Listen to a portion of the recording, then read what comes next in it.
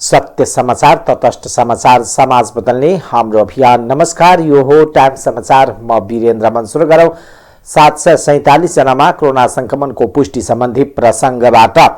पछिल्लो 24 घण्टामा सोमबार पछिल्लो 24 घण्टामा नेपालमा 747 जनामा कोरोना भाइरस संक्रमणको पुष्टि भएको छ।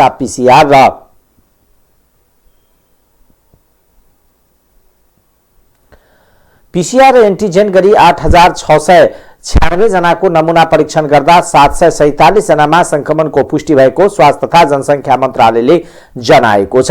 यस्तै पछिल्लो 24 घण्टामा 2319 जना निको भएका छन्। यो सहित कोरोना संक्रमण मुक्त हुनेको संख्या 9,40,902 जना पुगेको छ। अहिले नेपालमा 20,739 जना सक्रिय संक्रमित रहेका छन्। त्यस्तै पछिल्लो 24 घण्टामा संक्रमणका कारण 8 जनाको ज्यान गएको छ। यो सहित कोरोनाबाट ज्यान गुमाउनेको संख्या 11,900 जना पुगेको छ। यसैबीच पछिल्लो 24 घण्टामा 2,16,118 जनाले कोरोना विरुद्धको खोप लगाएका छन्। मध्य प्रदेशका मुख्यमन्त्री लालबाबु राउतले जनकपुर धाम स्थित मुजेलियामा स्थापना गरिएको प्रदेश अनुसन्धान तथा प्रशिक्षण केन्द्रको उद्घाटन गर्नुभएको छ। विगतमा संघ सरकार अन्तर्गत रहेको ग्रामीण विकास प्रशिक्षण केन्द्र मध्य प्रदेशको पहलबाट मात्र प्रदेशको मातहतमा आएसँगै 7वटै प्रदेशमा प्रदेश मातहतमा आएको हो। गत पुस 28 गते मध्य प्रदेश सरकारले प्रदेश अनुसन्धान तथा प्रशिक्षण केन्द्रको कार्यकारी निर्देशकमा सर्लाहीका सतार अन्सारीलाई नियुक्ति गरेको थियो। सर्लाही निवासी अन्सारीले युएनमा काम गरिसकेका छन्। विगतको पञ्चायत कालमा स्थापना भएको पञ्चायत प्रशिक्षण केन्द्रको रूपमा सञ्चालित यो कार्यालय केन्द्र सरकारको मातहतमा हुँदा क्रियाकलाप विहीन रहेको थियो। अब उपरान्त यस कार्यालयले प्रदेश विकासमा अहम भूमिका खेल्ने विश्वास मुख्यमन्त्री राउतले व्यक्त गर्नुभयो। जनकपुर धाम स्थित मुजेलियामा स्थापना गरिएको यस कार्यालयमा प्रदेशका जनप्रतिनिधिदेखि यहाँका कर्मचारी समेतलाई प्रशिक्षण दिनुको साथै प्रदेशको क्षमताको अनुसन्धान र वृद्धि गर्ने बताइएको छ। यो निर्देशनालय मुख्यमन्त्री कार्यालयको मातहतमा रहनेछ। यस पदका लागि 3 जना प्रतिस्पर्धीहरू सिफारिस भएका थिए। प्रदेश र स्थानीय तहका कार्यरत कर्मचारी एवं निर्वाचित जनप्रतिनिधिहरूको क्षमता विकास र कार्य सम्पादनमा सुधार, प्रदेश सरकारका कार्यक्रम कार्यान्वयनमा सहजीकरण, प्रदेश अन्तर्गतका सरकारी तथा अर्ध सरकारी निकाय र स्थानीय तहको संस्थागत सुधार एवं शासकीय क्षमताको वृद्धि गर्ने अभिप्रायले प्रदेश प्रशिक्षण ऐन 2075 अन्तर्गत प्रदेश सरकारको एउटा स्वायत्त संस्थाको रूपमा प्रदेश प्रशिक्षण प्रतिष्ठानको स्थापना गरिएको छ। जनकपुर धाममा साहित्य महोत्सव 2022 हुने भएको छ। आगामी फागुन 19 गतेदेखि 3 दिवसीय साहित्य महोत्सव हुने आयोजकले जनाएको छ। यसअघि फागुन 5 देखि 7 गतेसम्मका लागि समय निर्धारण गरिएको थियो। 3 दिन चल्ने साहित्य महोत्सवमा विभिन्न 25 वटा सेसनमा 80 जना वक्ता बोल्नेछन्। त्यस्तै यस पटक पुस्तकको समेत विमोचन गरिने आयोजकले जनाएको छ। यसअघि जनकपुर साहित्य महोत्सवको दोस्रो संस्करण फागुन 19 गतेदेखि 22 गतेसम्म आयोजना गरिएको थियो।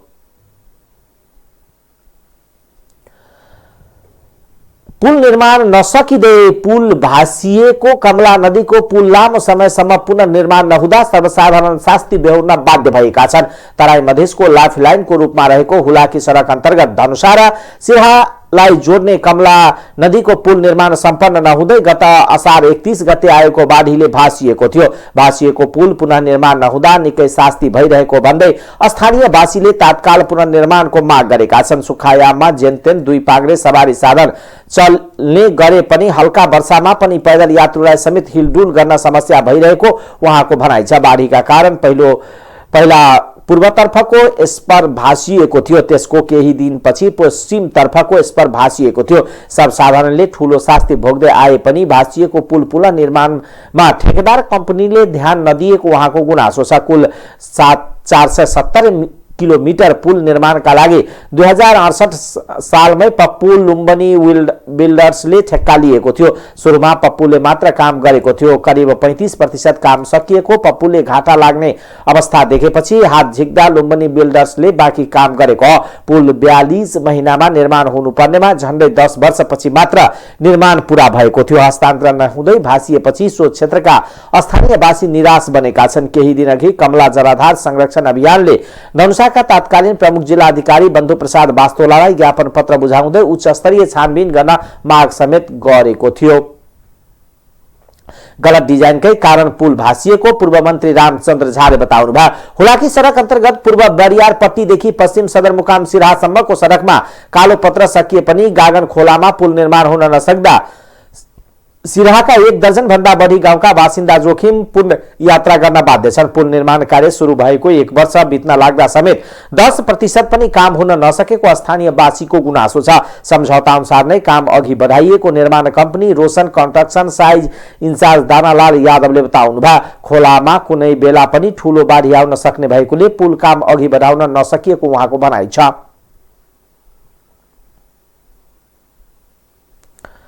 स्थानीय सरकार सञ्चालन ऐन 2074 ले विपद व्यवस्थापनका लागि अत्यावश्यक उपकरण दमकल सञ्चालनको जिम्मा स्थानीय तहलाई दिएको छ। राष्ट्रिय विपद व्यवस्थापन तथा प्राधिकरण ऐन 2074 ले पनि दमकल लगायतका उपकरण तयारी हालतमा राख्न जिम्मा स्थानीय तहलाई नै सोपिएको छ। तर 753 स्थानीय तह मध्ये 655 नगरपालिका र गाउँपालिका अझ पनि दमकल विहीन छन्। संघीय मामिला तथा सामान्य प्रशासन मन्त्रालयका अनुसार 6 महानगरसँग 21 वटा र बाँकी 73 वटा नगरपालिकासँग 73 वटा दमकल छन्। त्यसबाहेक 11 वटा महानगरपालिकासँग 2 वटाको दरले 22 वटा दमकल छन्। मन्त्रालयका अनुसार काठमाडौँमा 6, ललितपुरमा 3, पोखरामा 3, भरतपुरमा 2, वीरगञ्जमा 3 र विराटनगर महानगरपालिकामा 4 वटा दमकल छन्। तर ती मध्ये सबै चालु अवस्थामा छैनन्। झापाको कमल, मोरङको काने पोखरी, सुनसरीको कोशी, तेह्रथुमको अठगाई, भोजपुरको हथुवागढी, खोटाङको हाटेहाङ, उदयपुरको रतामाई, बाँकेको नयनापुर गाउँपालिकाले दमकल खरिद गरेका छन्। त्यसबाहेक 452 वटा पालिका अहिले पनि दमकल विहीन छन्।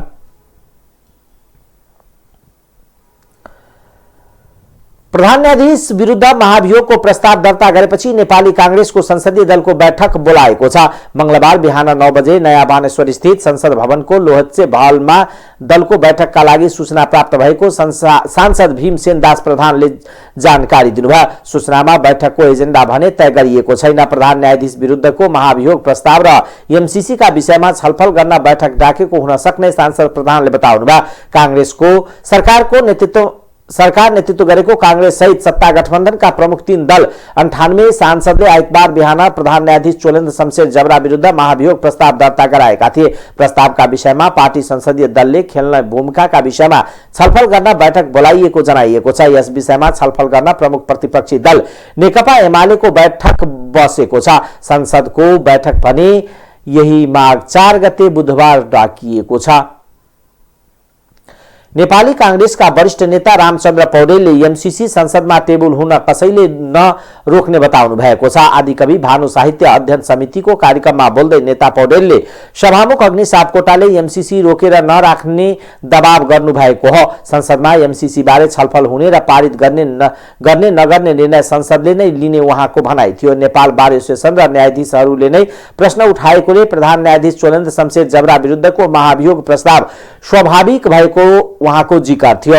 राणाले सम्मानजनक बहिर्गमन नचाहदा त्यस्तो अवस्था आएको नेता पौडेलले बताउनुभयो। राणाले नै महाभियोगमा लगाएर देखाऊ भनेर चुनौती दिएको पनि उहाँले बताउनुभयो। संसद पुनर्स्थापनाको फैसला गर्ने 4 न्यायाधीशमाथि प्रमुख प्रतिपक्षी दलले एमालेले महाभियोग प्रस्ताव ल्याएर संसदले स्वीकार नहुने पौडेलको तर्क थियो। आफू सभामुख हुँदा 2051 सालमा मनमोहन अधिकारीले संसद भंग गरेको मुद्दामा पुनर्स्थापनाको फैसला गर्ने तत्कालीन प्रधान न्यायाधीश विरुद्ध एमालेले महाभियोग प्रस्ताव ल्याउँदा आफूले अघि नबढाएको नजिर उहाँले सुनाउनुभयो। नेकपा एमालेको आइतबारको संसदीय दलको बैठकले प्रधान न्यायाधीश चोलेन्द्र शमशेर राणा विरुद्ध महाभियोग दर्ता गर्ने लगायतका सत्तापक्षका गतिविधिको सदन सडक र न्याय क्षेत्रबाट प्रतिवाद गर्ने निर्णय गरेको छ। पार्टीका अध्यक्ष एवं दलका नेता केपी शर्मा ओलीको अध्यक्षतामा अन्तर्राष्ट्रिय सम्मेलन केन्द्रमा बसेको बैठकले महाभियोगका प्रस्ताव स्थानीय तहका निर्वाचनलाई सार्ने र तथा मिलेनियम च्यालेन्ज कर्पोरेसन एमसीसीलाई जसरी पनि पारित गर्ने नियतले ल्याइएको निष्कर्ष निकालेको सो दलका प्रमुख सचेतक विशाल भट्टराईले जानकारी दिनुभयो। उहाँले एमालेले आगामी दिनमा चाल्नुपर्ने कदमका बारेमा वस्तुस्थिति विश्लेषण गरेर शीर्ष नेताले निर्णय लिने र आवश्यक पर्दा प्रयोग गर्ने गरी सांसदहरूको हस्ताक्षर संकलन भइरहेको पनि जानकारी दिनुभयो। गोकुल बास्कोटा, झपट रावल, त्यसैगरी चाहिँ विमला विश्वकर्मा लगायत माननीय सदस्यज्यूहरूले पनि आफ्नो मन्तव्यहरू राख्नुभयो। र सबैको मन्तव्य सुनेर पार्टीका अध्यक्षले अहिलेको समसामयिक परिस्थितिको बारेमा आफ्ना भनाइहरू राख्नुभएको थियो। भनाइको सार उहाँ माननीयज्यूहरूको प्रस्तावमा खास गरी दुईटा कुराहरू थिए। एउटा हिजो मात्रै प्रतिनिधि सभामा दर्ता भएको महाभियोगको प्रस्ताव जो सम्माननीय प्रधान न्यायाधीशका विरुद्धमा थियो, अहिलेको गठबन्धनले दर्ता गरेको त्यो प्रस्तावलाई कसरी हेर्ने र दोस्रो कुरो एमसीसीको सन्दर्भमा नेकपा एमाले कसरी जाने भन्ने उहाँहरूको जिज्ञासा थियो। त्यो जिज्ञासाको जवाफ दिँदै र समसामयिक राजनीतिक परिस्थितिको बारेमा कुरा गर्दै हाम्रो पार्टीका अध्यक्षले विशेषतः 4-5 वटा महत्त्वपूर्ण कुराहरू त्यहाँ अगाडि सार्नु भएको थियो। एउटा कुरा उहाँले के भन्नुभएको थियो भने अहिले प्रधान न्यायाधीश चोलेन्द्र शमशेर राणाका विरुद्ध आएको महाभियोग चाहिँ खास गरी भन्ने हो भने यो निर्वाचनलाई जसरी पनि सार्न खोज्ने वा टार्न खोज्ने र त्यसै गरी एमसीसीलाई जसरी पनि सत्तारूढ गठबन्धनको तर्फबाट पारित गर्ने र लोकतन्त्रमाथि निरन्तर हमला गरिरहने यो एउटा महत्त्वपूर्ण चाहिँ उहाँहरूको यो प्रवृत्तिको रूपमा आएको छ। यसलाई व्यक्ति विशेषलाई गरेको एउटा आक्रमणको रूपमा मात्रै नबुझेर प्रधान न्यायाधीश चोलेन्द्र शमशेर राणाप्रति हामी सकारात्मक भएको, उहाँले राम्रो काम गर्नुभएको छ, उहाँलाई हामीले बोकेरै हिँड्नुपर्छ, उहाँलाई जोगाउनुपर्छ भन्ने मनसाय नेकपा एमालेको बिल्कुलै छैन। उहाँका अनगिन्ती कमजोरीहरू देखिएका छन्, उहाँप्रति थुप्रै चार्जहरू पनि लागेका छन्, उहाँप्रति आलोचना पनि छ नेकपा एमालेको, रहँदै आएको पनि थियो। विगतमा परमादेश गराउने नेतृत्व उहाँले नै गर्नुभएको थियो, त्यहीँदेखि अदालत बिथोलिएको थियो। तर त्यसका बावजुद पनि यो जुन बेलामा आयो, जसरी आयो, जे नियतले आयो त्यो वास्तवमा 3वटा कुरामा आधारित थियो। एउटा अदालतलाई निरन्तर गिजोलिरहने र अदालतलाई अस्थिर बनाउने, दोस्रो निर्वाचन सार्ने र तेस्रो कुरो एमसीसी पास गर्ने, यो गलत उद्देश्यका साथ आएको छ। त्यसकारण यसलाई चाहिँ हामीले प्रतिवाद गर्नुपर्छ र त्यो प्रतिवाद चाहिँ आवश्यक पर्दा सडकबाट पनि गर्नुपर्छ, आवश्यक पर्दा न्यायालयबाट पनि गर्नुपर्छ, कानुनी क्षेत्रबाट पनि गर्नुपर्छ र हामी यसलाई चाहिँ प्रतिवाद गर्छौँ भन्ने पनि धेरैले हिजो फोन गर्नुभएको थियो। मैले भनेको थिएँ यस सम्बन्धमा कुनै पनि निर्णय भएको छैन र निर्णय पछि मात्रै यो कुरा भन्न मिल्छ भन्दै पनि धेरैले लेख्नुभयो र वास्तवमा त्यो चाहिँ एउटा के हो भने पूर्व अनुमान थियो र आजको बैठकले यस सम्बन्धमा सम्पूर्ण सांसदहरूले आफ्नो मन्तव्य राख्दै वस्तुस्थितिको ठोस विश्लेषण गरेर सम्पूर्ण कानुन र संविधानको अध्ययन गरेर हिजोको त्यो घटनाक्रम र समग्र अहिलेको सत्तारूढ गठबन्धनले गरेको व्यवहारका विरुद्ध कसरी प्रतिवाद गर्ने भन्ने बारेमा उच्च स्तरीय नेतृत्व बसेर ठोस निर्णय आओस् भन्ने कुरा सांसदहरूको तर्फबाट आज सुझाव गएको छ र नेतृत्वले पनि यथाशीघ्र बैठक बसेर सबै पक्षहरूको विश्लेषण गरेर यथोचित र समयमै निर्णय गर्ने कुरा वचनबद्धता आज पार्टी अध्यक्ष।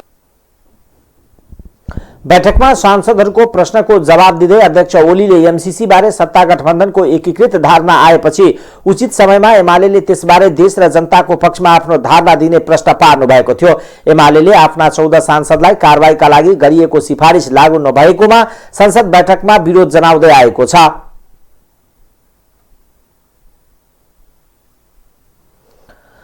राष्ट्रिय तथा अन्तर्राष्ट्रिय क्षेत्रमा व्यावसायिक सम्बन्ध स्थापित गराउँदै आएको सीओ क्लब ग्लोबल र विश्वका 140 भन्दा बढी गन्तव्य स्थलमा उडान भर्दै आएको कतार एयरवेज व्यावसायिक सम्झौता भएको छ। सीईओ क्लब अफ ग्लोबलले आयोजना गरेको कार्यक्रममा नेपालको व्यावसायिक क्षेत्रको विकास र विस्तारका लागि कतार एयरवेजसँग व्यावसायिक सम्झौता गरिएको हो। सम्झौताका सीईओ क्लब ग्लोबल नेपाल शाखाका अध्यक्ष डाक्टर शम्भु पोखरेल र कतार एयरवेज नेपालका सेल्स म्यानेजर सारिक बोगटीले हस्ताक्षर गर्नुभयो। दुई संस्था बीचको सम्झौता भएसँगै अब सीओ क्लबका सदस्यले कतार एयरवेजको जहाज मार्फत विदेश जाँदा आउँदा हवाई टिकटमा 10% सहुलियत पाउने भएका छन्। अमेरिकाको न्युयोर्क शहरमा मुख्य कार्यालय रहेको सीईओ क्लब ग्लोबलको हालसम्म 100 भन्दा बढी देशमा आफ्नो शाखा विस्तार गरिसकेको नेपाल शाखाका अध्यक्ष डाक्टर पोखरेलले बताउनुभयो।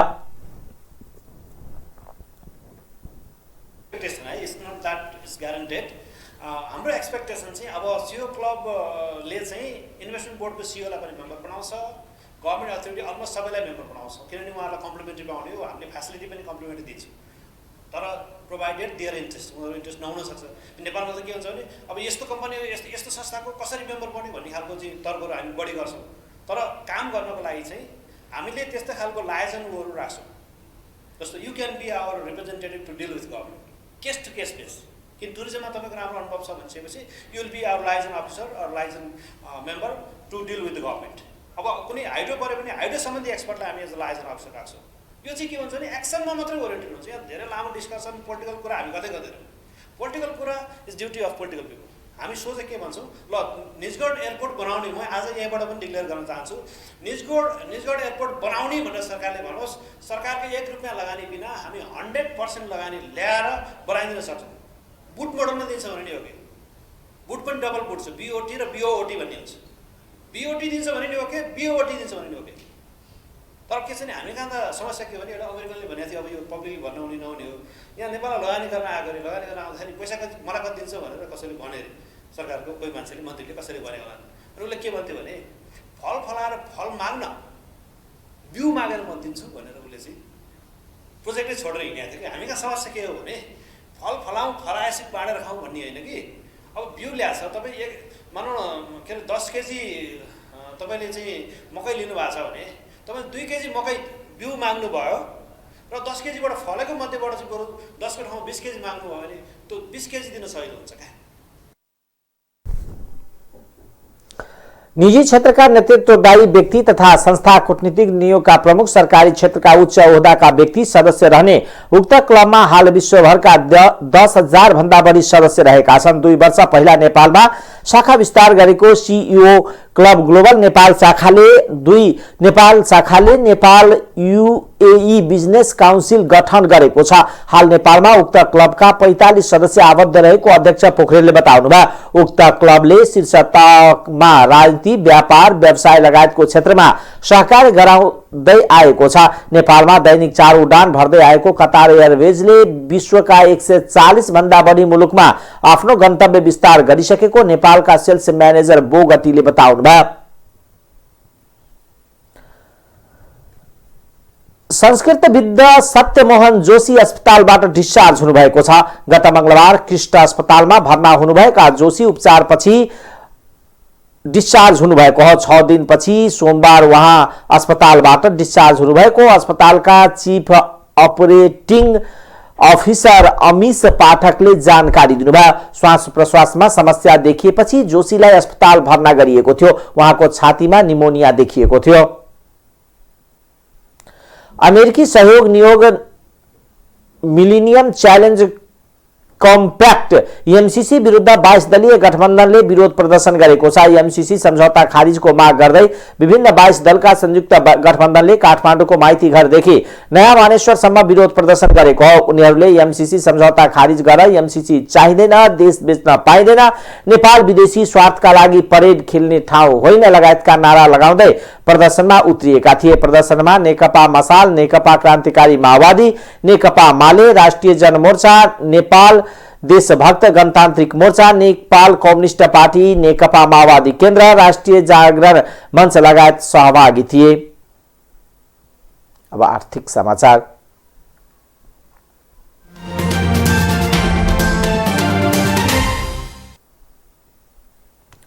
प्रहरीको केन्द्रीय अनुसन्धान ब्यूरो सीआईबीले अप्टोक्रेन्सी हाइपर फन्ड र डिजिटल नेटवर्किङ जस्तो व्यवसाय गैर कानूनी रहेकोले त्यस्ता व्यवसायमा संलग्न जो कोहीलाई पनि कड़ा कारबाही हुने चेतावनी दिएको छ।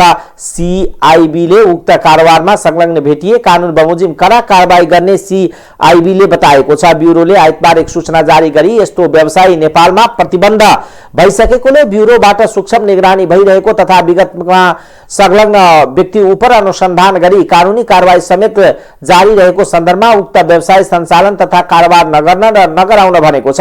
नेपाल राष्ट्र बैंक ऐन 2058 विदेशी विनिमय विनियमित गर्ने ऐन 2019 बमोजिम नेपाल राष्ट्र बैंक मार्फत गत माघ 9 गते क्रिप्टो करेन्सी अन्तर्गतको अनलाइन कारोबार तथा डिजिटल नेटवर्किङ व्यापार गैर कानुनी रहेको प्रश्न भइसकेकोले पनि सिआइबीले बताएको छ। त्यस्तै गैर कानुनी कार्य भइरहेको कुनै सूचना प्राप्त भएमा सूचना उपलब्ध गराउन समेत ब्युरोले अनुरोध गरेको छ। उक्त कसुरमा नेपाल राष्ट्र बैंक ऐन 2058 को दफा 96 बमोजिम बिगो जफत गरी बिगोको 3 गुणासम्म जरिवाना तथा 3 वर्ष कैद वा दुवै सजायको व्यवस्था रहेको सिआइबीले बताएको छ। सोलु खोला जलाधार क्षेत्रको जलविद्युत आयोजनाबाट उत्पादित विद्युत राष्ट्रिय प्रणालीमा प्रवाह गर्न निर्माण गरिएको Solu corridor 132 KB double circuit प्रसारण लाइन सञ्चालनमा आएको छ। नेपाल सरकारको लगानी र भारतीय निर्यात आयात एक्सचेन्ज बैंकको सहुलियतपूर्ण ऋणमा निर्माण सम्पन्न भएको प्रसारण लाइनलाई सोमबार बिहान चार्ज गरी सञ्चालनमा ल्याइएको छ। सिराहाको मिर्चैयादेखि उदयपुर ओखलढुङ्गा हुँदै सोलुखुम्बुको दुधकुण्ड नगरपालिकाको तिलङ्गासम्म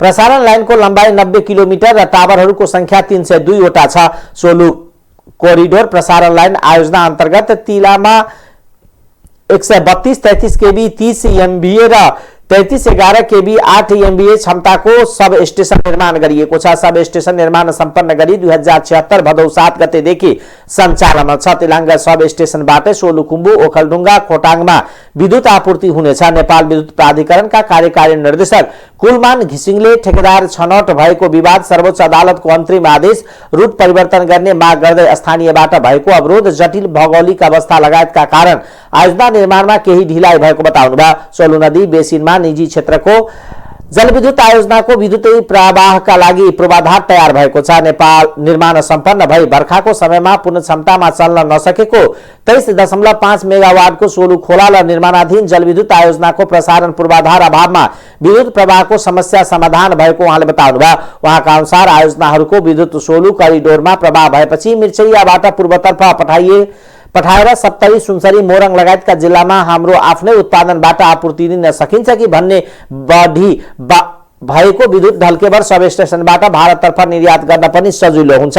उहाँले तिला सब स्टेशन विद्युत आपूर्ति दिने हुँदा अब सोलुखुम्बु ओखलढुङ्गा र खोटाङको विद्युत सेवा भरपर्दो र गुणस्तरीय हुनेको साथै चुहावट पनि घट्ने बताउनुभयो।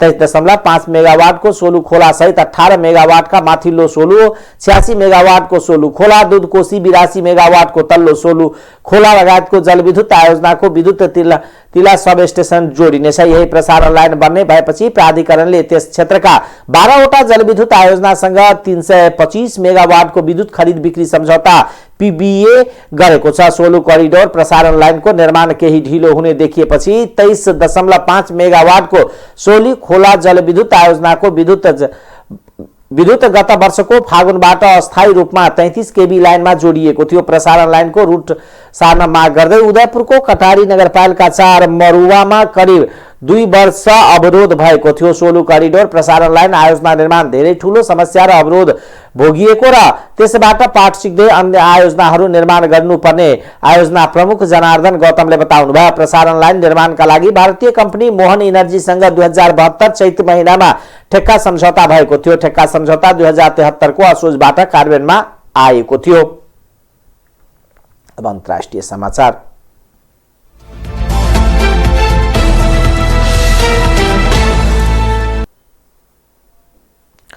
भारत सरकारले देशको सुरक्षाका लागि खतरा बताउँदै चीनका 54 वटा एप्स बन्द गरेको बीबीसीले जनाएको छ। भारतको सूचना प्रविधि मन्त्रालयले सोमबार 54 वटा चिनिया एप्समाथि प्रतिबन्ध लगाउँदै यी एप्सले प्रयोगकर्तासँग विभिन्न महत्त्वपूर्ण अनुमति लिने र प्रयोगकर्ताको संवेदनशील डाटा सङ्कलन गर्ने गरेको बताएको छ। यिनमा रियल टाइम डाटाको दुरुपयोग भइरहेको छ।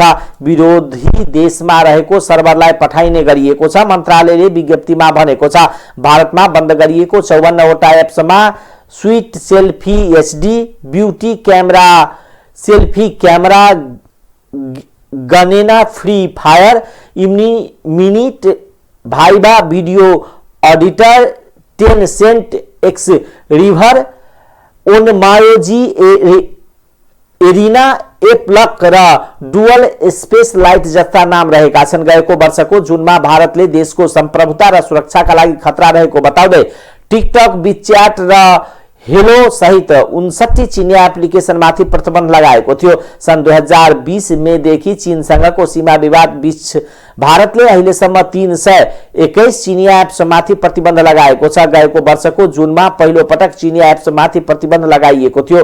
पूर्वी लद्दाखको गलवान उपत्यकामा चीनसँग भएको हिंसक सैन्य झडपको 20 दिनपछि भारतले चिनिया एप्समा प्रतिबन्ध लगाएको थियो। अफगानिस्तानका पूर्व राष्ट्रपति हामिद करजाईले ओसामा बिन लादेनलाई अफगानी नागरिकले अफगानिस्तानमा नल्याएको र विदेशीले अफगानिस्तानमा ल्याएको बताएका छन्। काबुलमा पत्रकार सम्मेलन गर्दै पूर्व राष्ट्रपति करजाईले अफगानिस्तानमा विदेशी शक्तिले लादेनलाई अफगानिस्तान भित्राएको दावी गरेका हुन्। उहाँले अन्तर्राष्ट्रिय बैंकहरूमा रोकिएको पैसा अफगानी नागरिकको भएको भन्दै केन्द्रीय बैंकमा फिर्ता गरिदिनु पर्नेमा जोड दिनुभयो। अमेरिकी राष्ट्रपति जो बाइडेनले अफगानिस्तानमा मानवीय र आर्थिक स्थितिलाई मध्यनजर गर्दै फ्रिज भएका $7 बिलियन सम्पत्ति मध्ये $3.5 बिलियन फिर्ता दिने कार्यकारी आदेशमा हस्ताक्षर गरेको पर्चिपल्ट करजाईको यो भनाई आएको हो। व्हाइट हाउसले बाँकी $3.5 बिलियन अमेरिकासँग रहने र त्यो पैसा पेन्टागन आक्रमणका पीडितहरूको मुद्दाको अधीनमा रहेको बताएको छ। अमेरिकी राष्ट्रपति जो बाइडेनले युक्रेनी राष्ट्रपति व्लादिमिर जेलेन्स्कीलाई फोन गरी रुसले आक्रमण गरे अमेरिकाले प्रतिवाद गर्ने आश्वासन दिएका छन्। उहाँले झण्डै 1 घण्टाको कुराकानीमा युक्रेनमाथि कुनै प्रकारको आक्रमण भए अमेरिकाले तत्काल र निर्णायक जवाब दिने आश्वासन दिएका हुन्। अमेरिकाले यसै हप्ताभित्र रुसले युक्रेनमाथि आक्रमण गर्न सक्ने आशंका गरिरहेको बेला राष्ट्रपति बाइडेनले यस्तो बताउनु भएको हो। बाइडेनले अमेरिकाले आफ्नो सहयोगीमाथि कुनै पनि प्रकारको आक्रमणको निर्णायक जवाब दिने बताउनु भएको सीएनएनले उल्लेख गरेको छ। दुवै नेताबीच रुसमाथि कूटनीतिक र राजनीतिक दबाव दिने सहमति भएको जनाइएको छ।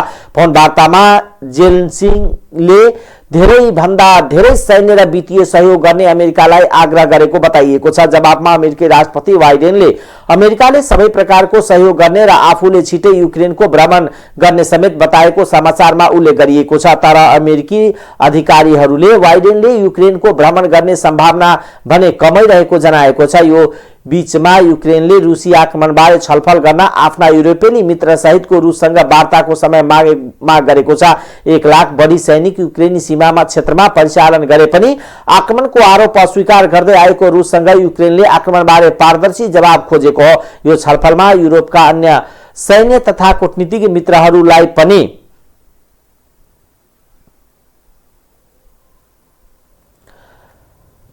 सहभागी गराउने योजना युक्रेनले बनाएको छ।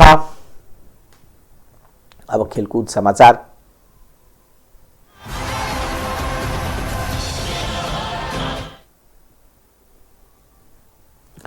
नेपाली राष्ट्रिय क्रिकेट टिमले विश्वकप छनौट खेल अघिको अभ्यास खेलको रूपमा रहेको 4 देश सम्मिलित T20 सिरिजको अन्तिम खेलमा सोमबार आयरल्यान्डसँग प्रतिस्पर्धा गर्दैछ। ओमान स्थित अमिरात क्रिकेट मैदानमा दिउँसो 3:45 मा सुरु भएको खेलमा नेपाल सिरिजको अन्तिम खेलमा जित निकाल्दै विश्व कप अघि आफूलाई बलियो रहेको प्रमाणित गर्न चाहन्छ। अघिल्लो 2 खेलमा ओमानलाई 6 विकेटले पराजित गरेको नेपालले युएलाई पनि कडा चुनौती दिए पनि 25 रनले पराजित भएको थियो। त्यसैले अन्तिम खेलमा टेस्ट राष्ट्र आयरल्यान्डलाई पराजित गर्दै बलियो आत्मविश्वासको खोजीमा रहेको छ। आयरल्यान्ड भने ओमानलाई 9 विकेटले हराउँदै युएसँगको 13 रनले पराजित हुन पुगेको थियो। त्यसैले अन्तिम खेलमा नेपाललाई हराएर उसले पनि विश्वकप छनौटमा आफू बलियो रहेको सन्देश दिने प्रयास गर्नेछ। नेपालले सुरुवाती 2 खेलमा धेरै खेलाडीलाई मौका दिँदै आफ्नो उत्कृष्ट 11 खेलाडी छनौटको अवसरका रूपमा प्रतियोगितालाई लियो।